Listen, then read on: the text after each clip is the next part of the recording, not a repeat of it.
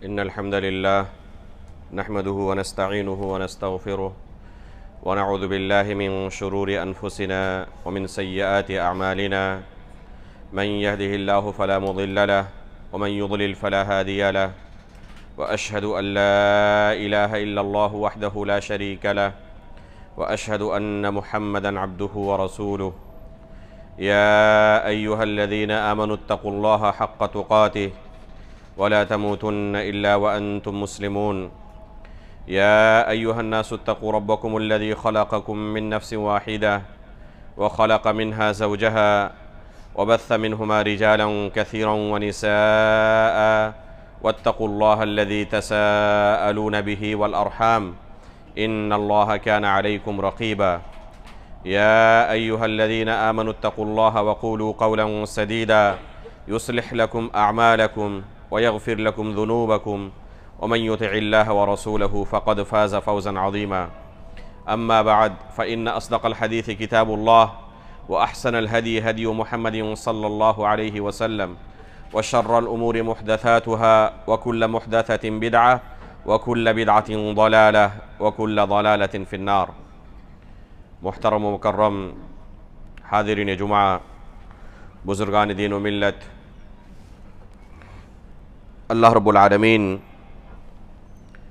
کا ہمارے اوپر بہت بڑا احسان اور کرم ہے کہ اللہ رب العالمین نے ہمیں اسلام کی نعمت سے سرفراز کیا اور نبی صلی اللہ علیہ وسلم کی سنت پر عمل کرنے کی توفیق عطا فرمائی۔ محترم حاضرین، اپنی عملی زندگی پر اگر ہم نظر دوڑائیں تو پائیں گے کہ دنیا کا ہر شخص اپنی عملی زندگی میں بہت سارے ایسے اعمال کرتا ہے جس کے بارے میں مستقبل میں اسے امید ہوتی ہے کہ اس کا مجھے بہترین نتیجہ ملنے والا ہے۔ ایک ادارے میں کام کرنے والا اسٹاف مہینے بھر اپنی ڈیوٹی ادا کرتا ہے، وقت پر حاضر ہوتا ہے، وقت پر نکلتا ہے اور پورے ڈیوٹی کے وقت بہتر سے بہتر طریقے سے اپنے کام کو انجام دینے کی کوشش کرتا ہے، اس امید میں کہ مہینہ ختم ہونے کے بعد مجھے اس کام کی سیلری ملنے والی ہے۔ ایک اسکول کے اندر پڑھنے والا لڑکا، ایک طالب علم 10 سال 15 سال 20 سال تک انتھک کوشش کرتا ہے، محنت کرتا ہے، اس امید میں کہ مستقبل میں مجھے ایک بہترین سرٹیفکیٹ ملے گی اور اس بنا پر مستقبل میں میری زندگی بہترین گزرے گی، اچھی سی نوکری ملے گی، اچھا سا جاب ملے گا۔ اس طرح ہر شخص کو آپ پائیں گے دنیا کے اندر، چاہے وہ مسلمان ہو چاہے غیر مسلم ہو، اس کی زندگی کے اندر بہت سارے ایسے اعمال ہیں جو وہ روزانہ کرتے رہتا ہے، جس کے بارے میں مستقبل میں امید ہوتی ہے کہ اس کا مجھے چاہے ہفتے کے بعد ہو، چاہے مہینے کے بعد ہو، چاہے 1 سال کے بعد ہو، چاہے 10 سال کے بعد ہو، چاہے 50 سال کے بعد ہو، اس کا نتیجہ مجھے مستقبل میں ملنے والا ہے، اور وہ اس مستقبل کے نتیجے کی امید میں ایک دم اپنی پوری زندگی اسی لائن پر چلتے ہوئے گزار دیتا ہے، اپنی دنیاوی زندگی کے اعمال میں ذرہ برابر کوتاہی نہیں کرتا۔ ایک اسکول کے اندر پڑھنے والا طالب علم کلاس سے غیر حاضر نہیں ہوتا، اپنے اساتذہ کو، اسٹاف کو خوش رکھنے کی کوشش کرتا ہے تاکہ مستقبل میں اسے اچھی سی نوکری مل جائے۔ یہ سب کچھ اس امید پر ٹکی ہوئی ہے کہ مستقبل میں مجھے اس کا بدلہ ملنے والا ہے۔ فرض کر لے کہ اگر کسی طالب علم کو پتا رہے کہ اس ڈگری کی کوئی اہمیت نہیں، کوئی ویلیو نہیں، کسی بھی ادارے میں، کسی بھی آفس میں اسے کوئی قبول نہیں کرنے والا ہے، اس بنا پر مجھے کوئی نوکری نہیں ملنے والی، تو کیا وہ طالب علم اس طرح محنت کر سکتا ہے؟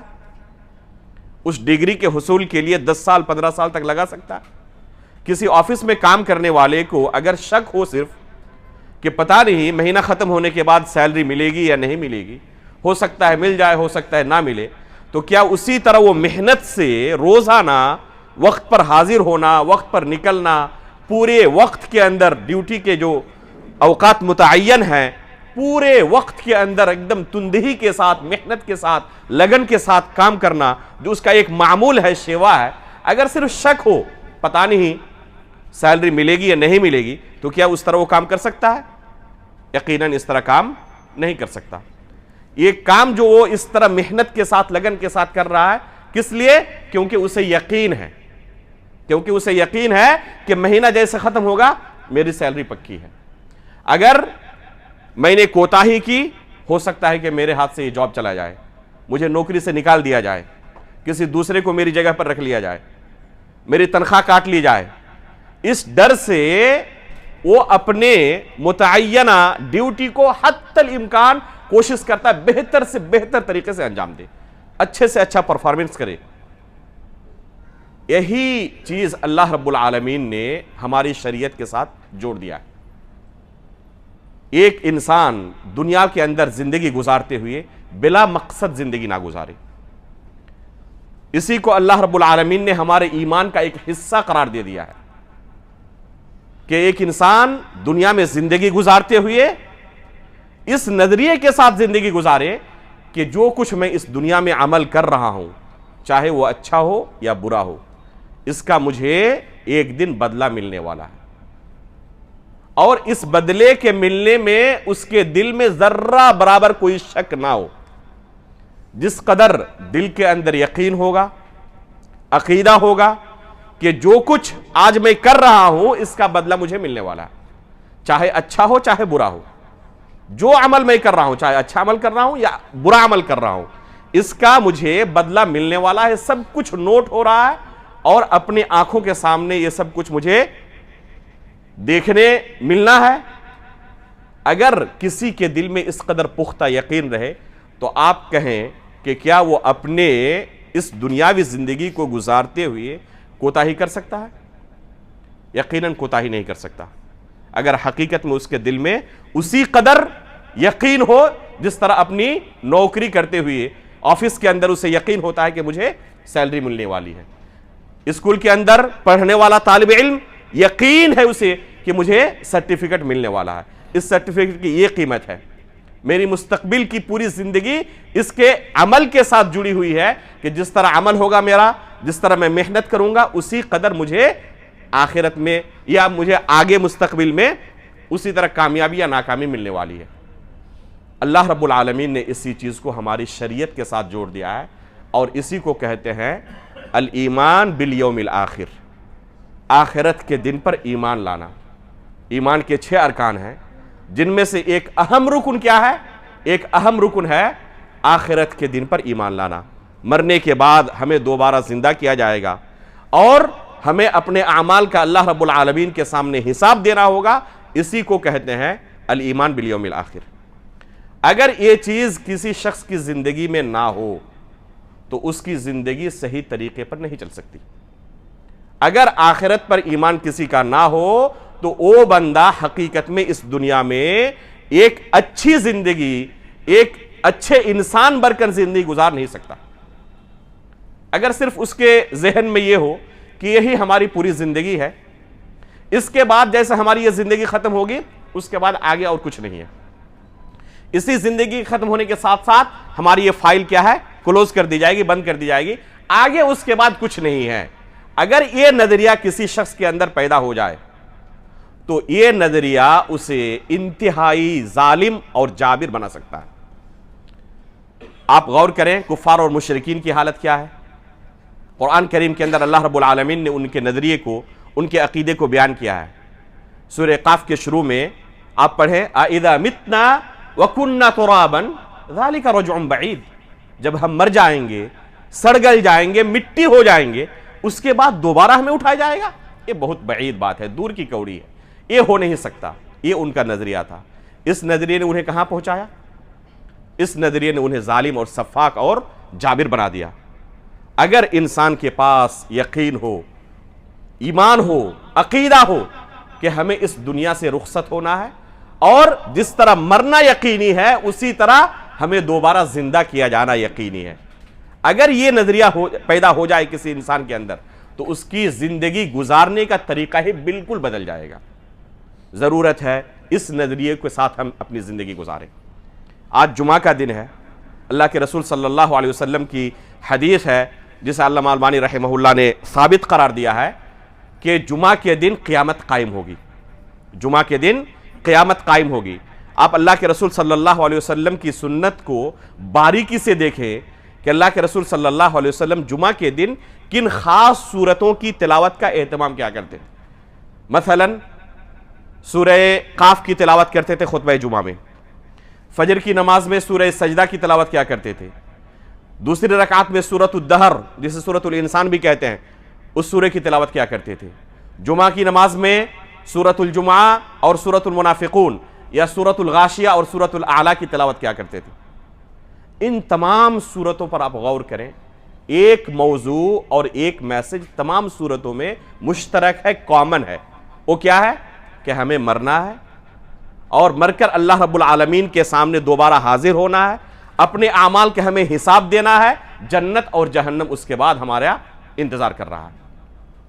تمام سورتوں کے اندر جن سورتوں کو میں نے نام لیا، اور اللہ کے رسول ان سورتوں کے پڑھنے کا اہتمام کرتے تھے، اور اللہ کے رسول صلی اللہ علیہ وسلم کا کوئی کام بلا مقصد نہیں ہوتا تھا۔ گویا کہ ہر جمعہ کو یہ شریعت ہمیں یاد دلا رہی ہے کہ انسان اپنی آخرت سے غافل نہ ہو جانا، آخرت کو ہمیشہ اپنی نظر کے سامنے لے کر چلنا۔ اگر ایک انسان کی زندگی ایسے گزرے کہ مجھے مرنا ہے، اور دنیا کا کوئی ایسا شخص نہیں ہے جو اسے تسلیم نہ کرتا ہو، مرنا ہے یہ ہر شخص تسلیم کرتا ہے، چاہے وہ مسلمان ہو چاہے غیر مسلم ہو، لیکن اس کے بعد کی جو زندگی ہے اسے کسی نے دیکھا نہیں ہے۔ یہی غیب ہے جسے اللہ رب العالمین نے مؤمنوں اور متقیوں کی صفات قرار دیا ہے کہ اس کے بعد کا جو مرحلہ ہے اس میں یہ مؤمنین اور متقین دوسرے لوگوں سے ممتاز ہے۔ آپ سورہ بقرہ کی شروع کی آیتیں پڑھیں، الف لام میم ذالک الکتاب لا ریب فیہ ھدی للمتقین الذین یؤمنون بالغیب۔ اللہ رب العالمین نے متقیوں کی صفات بیان کرتے ہوئے پہلی چیز کیا ذکر کیا؟ الذین یؤمنون بالغیب، جو غیب پر ایمان رکھتے ہیں، اور غیب پر ایمان رکھنے میں پہلی چیز آتی ہے کہ آخرت کے اوپر ایمان رکھے۔ یہ جو ایمان بالیوم الآخر کا معاملہ ہے یہ پورا غیب کے ساتھ تعلق رکھنے والا ہے۔ ایک انسان کی وفات ہو جاتی ہے، اس کے بعد آگے کی زندگی میں اس کے ساتھ کیا کچھ ہوتا ہے یا ہونے والا ہے اسے کسی نے دیکھا نہیں ہے، اور نہ دنیا کے اندر کوئی ایسی مشین ہے، کوئی ایسا آلہ ہے جس سے آپ پتا کر سکیں کہ مرنے کے بعد کسی شخص کے ساتھ کیا کچھ ہوتا ہے۔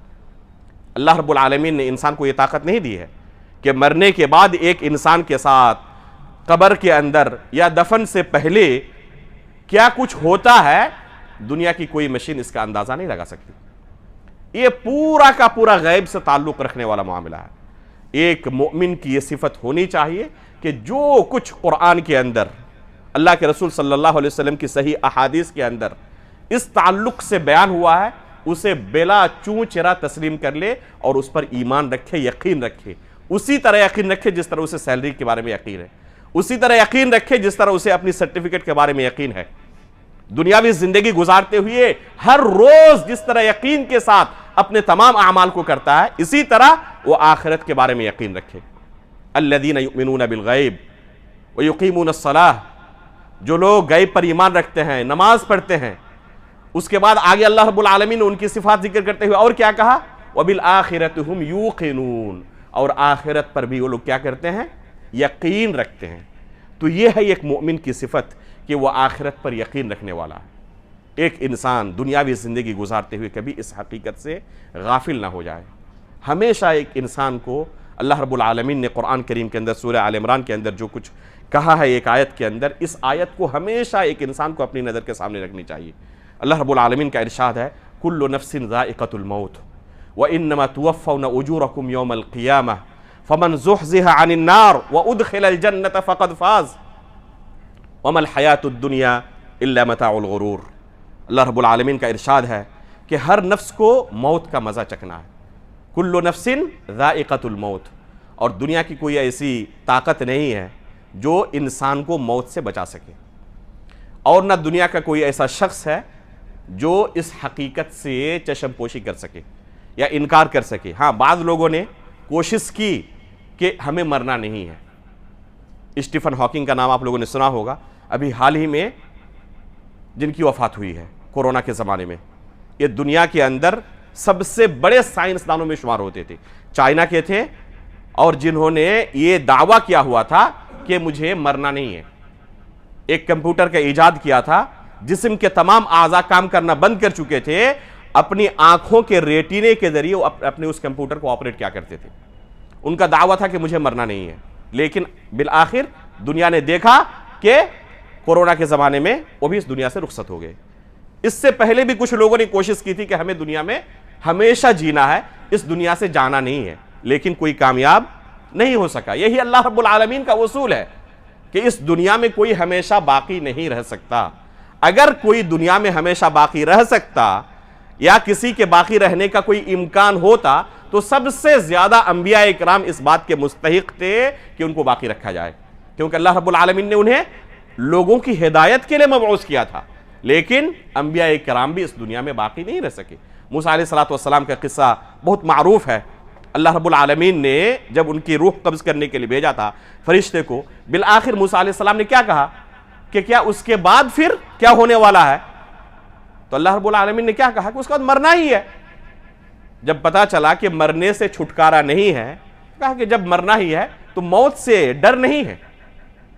ایک مومن کی یہی صفت ہونی چاہیے, ہمیشہ ایک مومن کو, ایک مسلمان کو آخرت کے بارے میں تیار رہنا چاہیے.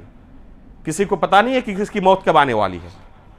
ایک صحابی رسول کا تذکرہ صحیح بخاری کے اندر کتاب المغازی میں آپ پڑھیں, غزوہ احد میں وہ شریک ہیں. اسی طرح غزوہ بدر کے اندر بھی ایک صحابی کا واقعہ ہے. دو الگ الگ واقعات ہیں. غزوہ بدر کے اندر ایک صحابی کا واقعہ ہے اور غزوہ احد کے اندر ایک دوسرے صحابی کا واقعہ ہے. تقریباً دونوں کا واقعہ سیم ہے, بالکل برابر ہے. اللہ کے رسول صلی اللہ علیہ وسلم سے وہ پوچھتے ہیں اور ان کے ہاتھوں میں کھجور ہے, کھجور کھا رہے ہیں. پوچھ رہے ہیں اللہ کے رسول اگر میں جنگ میں شہید ہو جاؤں تو میرا ٹھکانہ کہاں ہوگا؟ اللہ کے رسول نے کہا جنت. اگر شہید ہو جاتے ہو تو تمہارا ٹھکانہ جنت ہے.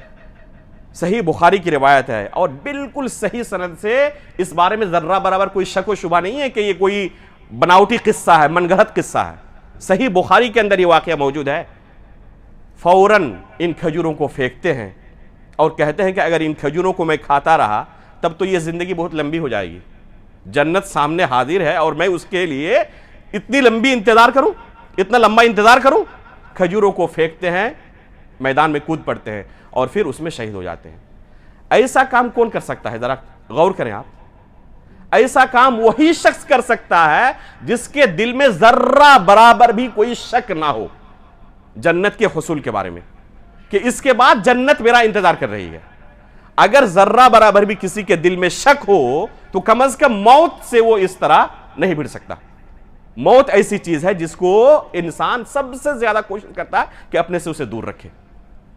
جس کو یقین ہو جائے, جس طرح اس صحابی کو یقین تھا کہ اس کے بعد میرا جنت انتظار کر رہی ہے, تو وہی اس طرح جنت کے لیے آگے بڑھ سکتا ہے. اس طرح بے شمار واقعات صحابہ اکرام اور سلف صالحین کی زندگی میں آپ کو مل جائیں گے. اسی یقین کی ضرورت ہے. وَبِالْآخِرَةِ هُمْ يُوقِنُونَ. اللہ رب العالمین نے کیا کہا مومنوں کی صفت؟ کہ آخرت کے بارے میں یقین رکھتے ہیں, ان کے دل میں کوئی شک و شبہ نہیں ہوتا. جس طرح مرنا یقینی ہے, اس کے بعد کا آگے کا جو مرحلہ ہے, جو کچھ اللہ رب العالمین نے قرآن کریم کے اندر بیان کر دیا ہے, اللہ کے رسول صلی اللہ علیہ وسلم نے اپنی احادیث کے اندر بیان کر دیا ہے, ایک مومن کے دل میں ذرہ برابر اس بارے میں شک و شبہ نہیں ہونا چاہیے. اللہ تعالیٰ نے آگے کیا کہا؟ کل نفس ذائقۃ الموت وانما توفون اجورکم یوم القیامہ. اور جو کچھ تم دنیا میں کماتے ہو, کرتے ہو, تمہارا عمل ہوتا ہے, قیامت کے دن تمہیں اس عمل کا پورا پورا بدلہ دیا جائے گا. ذرہ برابر بھی کسی کے ساتھ ناانصافی نہیں ہوگی, ظلم نہیں ہوگا کسی کے ساتھ. وانما توفون اجورکم یوم القیامہ. قیامت کے دن تمہیں اپنے عمل کا پورا پورا بدلہ دیا جائے گا. اس توفون اجورکم کی شرح اور تفسیر خود اللہ رب العالمین نے ایک دوسری آیت کے اندر کی ہے. فمن يعمل مثقال ذرة خيرا يره ومن يعمل مثقال ذرة شرا يره. کہ اگر ذرے کے برابر بھی کسی نے خیر کا کام کیا ہوگا, نیکی کا کام کیا ہوگا, اپنے نامہ اعمال کے اندر اس نیکی کو بھی دیکھے گا اور اگر شر کا کوئی کام کیا ہوگا، اس ذرے کے برابر بھی کوئی گناہ کیا ہوگا تو اس کو بھی اپنے نامہ اعمال کے اندر دیکھے گا۔ ذرہ کسے کہتے ہیں جانتے ہیں نا؟ ذرہ دنیا کے اندر شاید سب سے حقیر اور سب سے چھوٹی چیز ہو۔ اللہ رب العالمین نے لوگوں کو سمجھانے کے لیے اس حقیر چیز کی مثال دی کہ ذرے کے برابر بھی، جو ننگی آنکھوں سے نہیں دیکھا جا سکتی۔ ابھی ہمارے سامنے ذرات موجود ہیں، فضا میں ہواؤں کے ساتھ یہ ذرات موجود ہیں، لیکن کیا نظر آ رہے ہیں؟ نظر نہیں آ رہے ہیں۔ یہ ذرات کب نظر آتے ہیں؟ جب دیوار کے اندر کوئی سوراخ ہو اور باہر سے سورج کی روشنی روم کے اندر، کمرے کے اندر آ رہی ہو، تو صرف وہاں پر یہ ذرات نظر آتے ہیں جہاں باہر سے سورج کی شعاعیں اندر آتی ہیں، صرف وہیں پر نظر آتے ہیں، حالانکہ پورے روم کے اندر وہ ذرات موجود ہیں۔ تو اللہ رب العالمین نے کیا فرمایا؟ فَمَن يَعْمَلْ مِثْقَالَ ذَرَّةٍ خَيْرًا يَرَهُ وَمَن يَعْمَلْ مِثْقَالَ ذَرَّةٍ شَرًّا يَرَهُ۔ اگر ذرے کے برابر بھی اس نے نیکی کیا ہوگا یا گناہ کیا ہوگا تو اسے قیامت کے دن اپنے سامنے دیکھ لے گا۔ یہ ہمارا عقیدہ اور ہمارا ایمان ہونا چاہیے کہ جو کچھ ہم کرتے ہیں اس کا ہمیں بدلہ ملنے والا ہے۔ وَإِنَّمَا تُوَفَّوْنَ أُجُورَكُمْ يَوْمَ الْقِيَامَةِ۔ اور عقل بھی اسی بات کا تقاضا کرتی ہے کہ ایک ایسی عدالت ہونی چاہیے جہاں پر ذرے ذرے کا حساب ہو۔ آپ کسی بھی ملک میں چلے جائیں، چاہے وہ مسلمانوں کا ہو چاہے غیر مسلموں کا ہو، کسی بھی ملک میں چلے جائیں، ضرور بضرور آپ وہاں پر عدالت، کورٹ، کچہری، پولیس، جج، وکیل، یہ پورا سسٹم آپ پائیں گے۔ کیا دنیا کا کوئی ایسا ملک ہے جس میں عدالت نہ ہو، کورٹ کچہری نہ ہو، پولیس نہ ہو، وکیل نہ ہو، جج نہ ہو؟ یہ پورا سسٹم کیوں موجود ہے؟ حکومت اس پورے سسٹم پر لاکھوں کروڑوں کیوں خرچ کرتی ہے روزانہ؟ اس لیے کہ معاشرے کے اندر زندگی گزارنے والے تمام لوگ صالح نہیں ہیں، تمام لوگ اچھے نہیں ہیں۔ معاشرے کے اندر بہت سارے لوگ امن پسند ہیں اور بہت سارے شر پسند بھی ہیں۔ اس لیے ہر حکومت اپنے ملک کے اندر یہ سسٹم بنائی ہوئی ہے کہ جو ظالمین ہیں، جو ظلم کرنے والے ہیں، جو شر پسند ہیں، ان کے ہاتھ کو روکا جائے، ان کو سزا دی جائے، ان کو عدالت میں پیش کیا جائے اور ایک مظلوم کو اس کا حق دیا جائے۔ اسی وجہ سے اگر یہ مقصد نہ ہوتا تو اس پورے سسٹم کی کوئی ضرورت نہیں تھی، اس پر لاکھوں کروڑوں روزانہ خرچ کرنے کی کوئی ضرورت نہیں تھی۔ لیکن ہر ملک کے اندر یہ چیز موجود ہے۔ کیوں؟ کیونکہ اللہ رب العالمین نے فطرت کے اندر یہ ڈال دیا ہے کہ ایک ظالم کو اپنے ظلم کی سزا ملنی چاہیے، اور ایک امن پسند شہری ہے، کسی نے اچھا کام کیا ہے تو اسے اس کا اچھا بدلہ ملنا چاہیے۔ اگر کوئی مظلوم ہے تو مظلوم کو اس کا حق ملنا چاہیے۔ یہ عقل اس بات کا تقاضا کرتی ہے، اسی وجہ سے یہ پورا سسٹم ہر ملک کے اندر آپ کو مل جائے گا۔ اب آپ غور کریں کہ کیا حقیقت میں ان عدالتوں میں انصاف انسان کو مل جاتا ہے؟ کسی بھی ملک میں آپ چلے جائیں، حقیقت میں جس قدر جس نے گناہ کیا ہے یا نیکی کی ہے اس قدر اسے انصاف نہیں مل پاتا، بلکہ اکثر و بیشتر جگہوں پر ظلم و بربریت ہی ہوتی ہے، ناانصافی ہی ہوتی ہے۔ شاذ و نادر اگر کہیں پر انصاف ہو بھی، مان لے کہ کوئی بادشاہ ایسا ہے جو عادل ہے، انصاف پسند ہے، جس کے بارے میں اللہ کے رسول صلی اللہ علیہ وسلم نے خوشخبری کیا سنائی ہے کہ قیامت کے دن عرش کے اندر، عرش کے سائے میں 7 قسم کے لوگوں کو جگہ دی جائے گی، جن میں سے ایک کون ہے؟ الامام العادل، جو انصاف پسند بادشاہ ہو۔ اگر کوئی انصاف پسند بادشاہ آ گیا اور اس نے حقیقت میں عدل و انصاف سے کام لیا اور پورے سسٹم کو بہترین طریقے سے چلایا، پھر بھی اس کے بعد بھی، یعنی اگر انصاف حقیقت میں کوئی جج کرنے کی کوشش کرے، پھر بھی وہ اسی حد تک انصاف کر سکتا ہے جتنا اس کی طاقت کے اندر ہے۔ طاقت سے زیادہ، ایک انسان کی جتنی طاقت ہوتی ہے اس سے زیادہ وہ انصاف کر ہی نہیں سکتا۔ مثلا اس کی عدالت میں ایک کیس آیا جس نے، ایک قاتل نے ناحق کسی مسلمان بھائی کا یا کسی بھی انسان کا قتل کیا ہے، یہ انصاف پسند بادشاہ کیا کرے گا؟ قصاصاً اس کے بھی قتل کرنے کا حکم صادر کرے گا کہ اسے بھی قصاصاً قتل کر دیا جائے۔ اب ایک دوسرا کیس آیا، قاتل نے 10 لوگوں کا ناحق قتل کیا ہے، کیا یہ جج اسے 10 مرتبہ قتل کر سکتا؟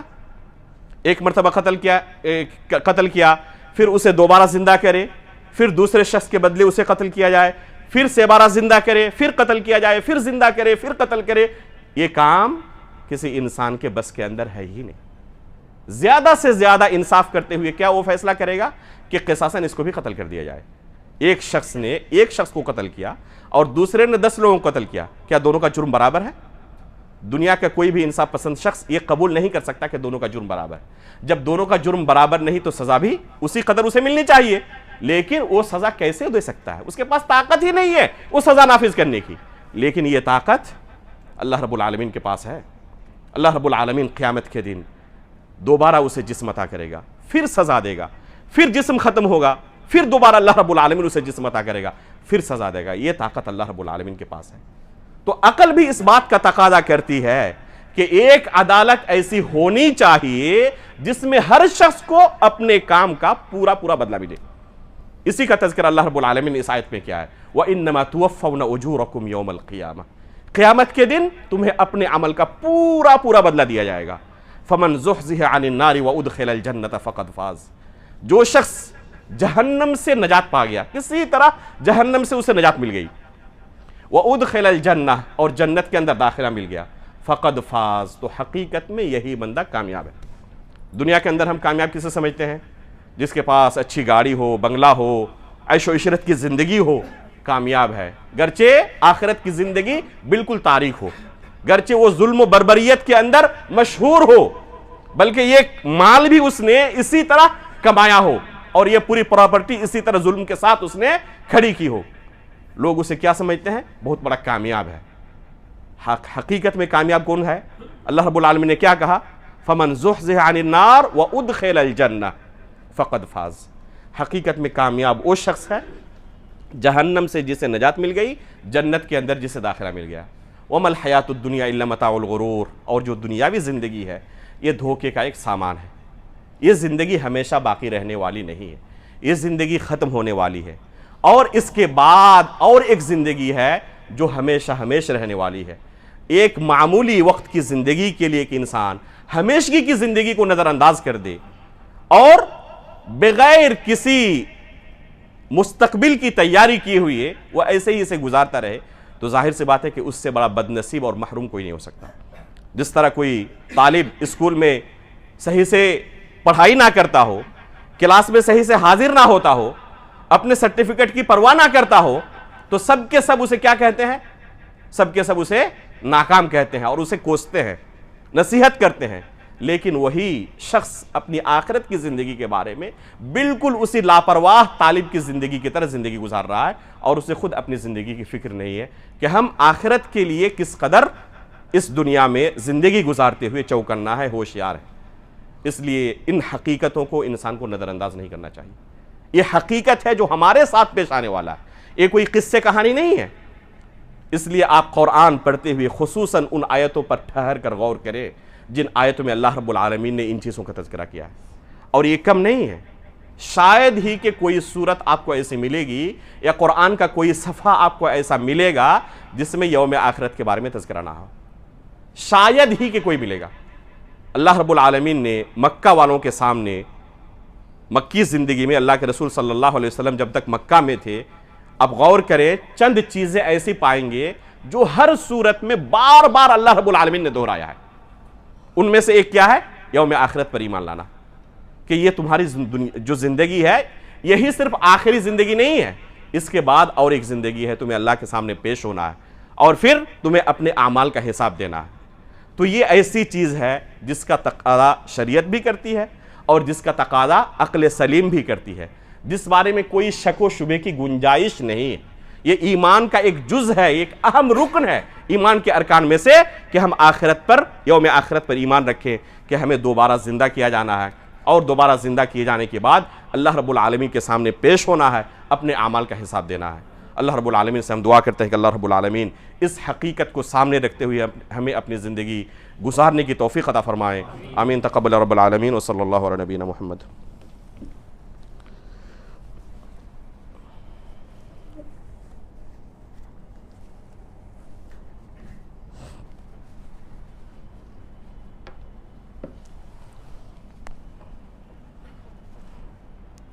الحمدللہ رب العالمین والصلاة والسلام علی رسولہ محمد وآلہ وصحبہ اجمعین.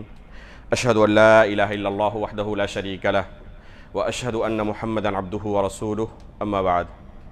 محترم حاضرین، ابھی ہم نے شروع میں ذکر کیا کہ یوم آخرت پر ایمان لانا ہمارے ایمان کا ایک اہم رکن ہے۔ ایمان کے 6 ارکان میں سے یہ 5واں رکن ہے۔ جب تک کوئی انسان یوم آخرت پر ایمان نہ لائے وہ مؤمن نہیں ہو سکتا، مسلمان نہیں ہو سکتا۔ اگر کسی کا آخرت کے بارے میں شک ہو تو وہ شخص مسلمان نہیں ہو سکتا۔ اگر کسی کے دل میں آئے پتہ نہیں آخرت ہے یا نہیں ہے، اس کے بعد جنت و جہنم ہے یا نہیں ہے، اگر دل میں کسی کے پاس شک ہو تو وہ شخص مؤمن نہیں ہو سکتا۔ یہ ایسی چیز ہے جس کے بارے میں قرآن کی آیتیں بھری ہوئی ہیں۔ یہ کفار و مشرکین کا عقیدہ ہے کہ ہم اس دنیا سے رخصت ہو جانے کے بعد سڑ گل جائیں گے، اس کے بعد ہمیں دوبارہ اٹھایا نہیں جائے گا۔ یہ کفار و مشرکین کا عقیدہ ہے۔ اللہ رب العالمین نے قرآن کریم کے اندر بے شمار جگہوں پر کہا ہے کہ دوبارہ زندہ کرنا یہ کوئی ہمارے لیے مشکل کام نہیں ہے۔ یہ تو بہت آسان ہے اللہ رب العالمین کے لیے کہ ایک انسان مر جائے پھر اسے دوبارہ زندگی عطا کرے۔ اصل اس سے مشکل کام کون سا تھا؟ ایک انسان کو پہلی بار پیدا کرنا۔ یوم نطوی السماء کطی السجل للکتب کما بدأنا اول خلق نعیدہ۔ اللہ رب العالمین نے کیا کہا اس آیت میں؟ کما بدأنا اول خلق نعیدہ، کہ جس طرح ایک انسان کو ہم نے پہلی بار پیدا کیا تھا اسی طرح مرنے کے بعد دوبارہ ہم اسے اٹھائیں گے۔ تو دوبارہ اٹھانا یہ اللہ رب العالمین کے لیے کوئی مشکل کام نہیں ہے۔ آپ دیکھیں دنیا کے اندر جو چیزیں ہم دیکھتے ہیں اپنی نظروں کے سامنے، بے شمار چیزیں، جیسے یہ ٹیکنالوجی ہے، موبائل ہے۔ جب تک کمپنی کی طرف سے یہ لانچ نہیں ہوا تھا، اگر کسی میکینک کے پاس آپ جائیں اور کہیں کہ اس طرح کا ایک موبائل ہمیں چاہیے جس کے بارے میں اخبارات میں ہم اعلان پڑھ رہے ہیں، اب ہمیں تیار کر کے ایک دے سکتا ہے؟ کوئی میکینک جو ریپیئر کرتا ہے موبائل کا یہ کام نہیں کر سکتا۔ لیکن ایک مرتبہ مارکیٹ میں آ جانے کے بعد اگر یہ خراب ہو جائے تو اس کو اصلاح کرنے والے، ریپیئر کرنے والے بہت سارے میکینک آپ کو مارکیٹ میں مل جائیں گے۔ تو یہ ایک بدیہی چیز ہے کہ کسی چیز کو پہلی بار تیار کرنا ایک کہیں مشکل کام ہے، لیکن ایک مرتبہ تیار ہو جانے کے بعد اگر اس میں کوئی خرابی آ جائے تو اسے ٹھیک کرنا، اسے اصلاح کرنا کوئی مشکل کام نہیں ہے۔ جو اللہ رب العالمین ہمیں پیدا کرنے پر قادر ہو، ہمارا وجود نہیں تھا، جس اللہ رب العالمین نے ہمیں وجود بخشا، کیا اس اللہ رب العالمین کے لیے دوبارہ ہمیں اٹھانا مشکل کوئی کام؟ سورہ بقرہ صرف پڑھے آپ، سورہ بقرہ کے اندر 1-2 جگہوں پر نہیں، تقریباً 6 جگہوں پر اللہ رب العالمین نے اسی دنیا کے اندر ایک انسان کے دنیا سے گزر جانے کے بعد دوبارہ زندہ کرنے کا عینی نمونہ دکھایا ہے۔ بقرہ کا قصہ، گائے کا قصہ جو تھا، اللہ رب العالمین نے سورہ بقرہ کے شروع میں اسے ذکر کیا ہے کہ کیسے بنی اسرائیل کے اندر ایک شخص کو قتل کیا اور اللہ رب العالمین نے گائے ذبح کرنے کا حکم دیا، اس کے گوشت کو مارا گیا مقتول کے جسم پر، وہ کھڑا ہوا اور اپنے قاتل کا نام خود بتایا۔ مرنے کے بعد دوبارہ زندہ کرنے کا ثبوت سورہ بقرہ کے اندر اللہ رب العالمین نے شروع میں ذکر کیا ہے۔ اسی طرح او کالذی مر علی قریۃ وہی خاویۃ علی عروشها قال انا یحیی هذه الله بعد موتها فاماته الله 100 عام ثم بعثه قال كم لبثت قال لبثت يوما او بعض يوم۔ عزیر علیہ السلام کا ایک واقعہ اللہ رب العالمین نے سورہ بقرہ کے آخر میں ذکر کیا ہے۔ جب دیکھا انہوں نے ایک دم ویران پڑی ہوئی چیزوں کو تو کہا کہ اللہ رب العالمین دوبارہ انہیں کیسے زندہ کریں گے؟ فَأَمَاتَهُ اللَّهُ 100 عَامٍ، قرآن کی آیت ہے کہ اللہ رب العالمین نے 100 سال کے لیے انہیں موت دے دی، 100 سال تک وہ مردہ رہے۔ ثُمَّ بَعَثَهُ، اس کے بعد دوبارہ اللہ نے انہیں زندہ کیا۔ موت دینے کے بعد اللہ رب العالمین نے دوبارہ زندہ کیا۔ اس کے بعد اللہ تعالیٰ نے پوچھا ان سے کم لبثت، کتنے دنوں تک اس حالت میں رہے؟ تو انہوں نے کیا کہا؟ یومن او بعض یوم، ایک دن یا ایک دن کا کچھ حصہ ہو سکتا ہے جس حالت میں میں رہا۔ اب غور کریں، ایک نبی کا قصہ اللہ تعالیٰ قرآن میں ذکر کر رہے ہیں۔ 100 سال تک وہ اس حالت میں رہے، لیکن خود انہیں اتنا بھی علم نہیں، ادراک نہیں کہ کتنے دن تک اس حالت میں رہے۔ کیا فرماتے ہیں؟ یومن او بعض یوم، ایک دن ہو سکتا ہے یا ایک دن کا کچھ حصہ ہو سکتا ہے۔ اگر ایک نبی کی ایک حالت ہو کہ مرنے کے بعد کتنی مدت تک وہ اس حالت میں رہے اس کا علم نہیں ہے، تو کیا نبی سے بڑھ کر کوئی پیر، ولی، بزرگ، خواجہ، غریب نواز ہو سکتا ہے جو مرنے کے بعد دنیا کی تمام حالتوں کو جانتے ہوں اور لوگوں کی حاجت روائی کر سکتے ہوں؟ اللہ رب العالمین نے یہ واقعہ ذکر کیا عزیر علیہ السلام کا۔ اسی کے بعد والی آیت میں ابراہیم علیہ السلام کا واقعہ اللہ رب العالمین نے ذکر کیا ہے۔ ابراہیم علیہ السلام نے اللہ رب العالمین سے کیا کہا؟ کیف تحیی الموتى، اے اللہ رب العالمین مردوں کو آپ دوبارہ زندہ کیسے کریں گے؟ تو اللہ رب العالمین نے کیا کہا؟ اولم تؤمن، اے ابراہیم کیا اس بات پر آپ کا ایمان نہیں ہے؟ انہوں نے کیا کہا؟ قال بلا ولکن لیطمئن قلبی، اللہ رب العالمین اس پر تو بالکل ایمان ہے، بس میں اطمینان قلب حاصل کرنا چاہتا ہوں، دل کا اطمینان حاصل کرنا چاہتا ہوں، نفس مطمئنہ حاصل کرنا چاہتا ہوں، قلب مطمئنہ حاصل کرنا چاہتا ہوں۔ اور یہ نفس مطمئنہ جو ہے نا، یہ شرعی اصطلاح ہے، یہ ایمان کا اعلیٰ درجہ ہے۔ امام بخاری رحمہ اللہ نے اپنی صحیح کے اندر اس آیت سے استدلال کرتے ہوئے کہا ہے کہ ایمان کے اندر کمی اور زیادتی ہوتی ہے۔ ابراہیم علیہ السلام نے ایمان کا اقرار کیا کہ اللہ میرا ایمان ہے کہ دوبارہ مجھے زندہ کیا جائے گا، اللہ رب العالمین دوبارہ مردوں کو زندہ کر سکتا ہے، اس بارے میں کوئی شک و شبہ نہیں ہے، لیکن ایمان کا اعلیٰ درجہ میں حاصل کرنا چاہتا ہوں، وہ کیا ہے؟ نفس مطمئنہ۔ قال بلا قال لیطمئن قلبی ولکن لیطمئن قلبی، میں صرف نفس مطمئنہ حاصل کرنا چاہتا ہوں، قلبی اطمینان حاصل کرنا چاہتا ہوں۔ اللہ تعالیٰ نے کیا کہا ان کو؟ قال فخذ اربعة من الطير فصرهن اليك ثم اجعل على كل جبل منهن جزءا ثم ادعهن يأتينك سعيا۔ اللہ رب العالمین نے کہا کہ 4 پرندوں کو لو، انہیں ذبح کرو، گوشت کو خلط ملط کرو، 4 پہاڑوں کے اندر الگ الگ رکھ دو، پھر ان کو بلاؤ، دیکھو گے کہ وہ 4 پرندے اپنے اپنے جسموں کے ساتھ ملنے کے بعد تمہارے پاس آ جاتے ہیں۔ انہوں نے پریکٹیکل یہ چیز دیکھی اپنی آنکھوں کے سامنے، تو یہ اللہ رب العالمین نے قرآن کریم کے اندر بیان کیا۔ اس طرح کم و بیش سورہ بقرہ کے اندر ہی اس دنیا میں مرنے کے بعد دوبارہ زندہ کرنے کا نمونہ اللہ رب العالمین نے دکھایا ہے۔ تو اللہ رب العالمین کے لیے کوئی مشکل کام نہیں ہے کہ مرنے کے بعد دوبارہ کیسے اللہ رب العالمین زندہ کرے۔ جب مرنا یقینی ہے، مرنے کے بعد دوبارہ زندہ کیا جانا یقینی ہے، اللہ رب العالمین کے سامنے پیش ہونا یقینی ہے، ہمارے اعمال کا حساب کیا جانا، وزن کیا جانا یقینی ہے، اس کے بعد جنت و جہنم یقینی ہے۔ ان تمام یقینوں کے باوجود بھی اگر ایک شخص غفلت کی زندگی گزارتا رہے تو اسے کیا کہا جائے گا؟ اس سے بڑا غفلت اور اس سے بڑا بد نصیب اور محروم کوئی نہیں ہو سکتا۔ اس لیے ضرورت ہے کہ ہم اس حقیقت کے ساتھ اپنی زندگی گزاریں۔ اللہ کے رسول صلی اللہ علیہ وسلم کے صحابہ دنیا کے اندر بھی کام کرتے تھے، لیکن وہ اس حقیقت سے غافل ہو جاتے اگر تو کیا سمجھتے اپنے آپ کو؟ منافق، کہیں تو میں نہیں ہو گیا ہوں۔ حنظلہ رضی اللہ تعالیٰ عنہ کا قصہ آپ پڑھیں۔ اللہ کے رسول نے دیکھا کہ مجلس میں کچھ دنوں سے غائب ہیں، پوچھا کہ حنظلہ کیوں نہیں آ رہے ہیں؟ کچھ دنوں سے نظر نہیں آ رہے ہیں۔ ابوبکر صدیق رضی اللہ تعالیٰ عنہ کی ملاقات ان سے راستے میں ہو گئی، پوچھا کہ اللہ کے رسول آپ کے بارے میں سوال کر رہے تھے، پوچھ رہے تھے، کچھ دنوں سے آپ مجلس میں نظر نہیں آ رہے ہیں۔ تو جواب کیا دیتے ہیں؟ نافق حنظلہ، حنظلہ کو منافق ہو چکا ہے۔ ابوبکر صدیق رضی اللہ تعالیٰ عنہ کانپ جاتے ہیں کہ آپ صحابی رسول اور کہہ رہے ہیں کہ منافق ہو چکا، آخر کیوں اس طرح آپ کہہ رہے ہیں؟ کہتے ہیں کہ جب اللہ کے رسول صلی اللہ علیہ وسلم کی مجلس میں ہم ہوتے ہیں، اللہ کے رسول صلی اللہ علیہ وسلم جنت و جہنم کا تذکرہ کرتے ہیں، آخرت کا تذکرہ کرتے ہیں، اس وقت جو ایمان کی کیفیت ہوتی ہے، دل کی کیفیت ہوتی ہے، پھر دنیا داری میں ہم مشغول ہو جاتے ہیں، کھیتی باڑی میں، تجارت میں مشغول ہو جاتے ہیں، تو دل کی وہ کیفیت نہیں رہتی۔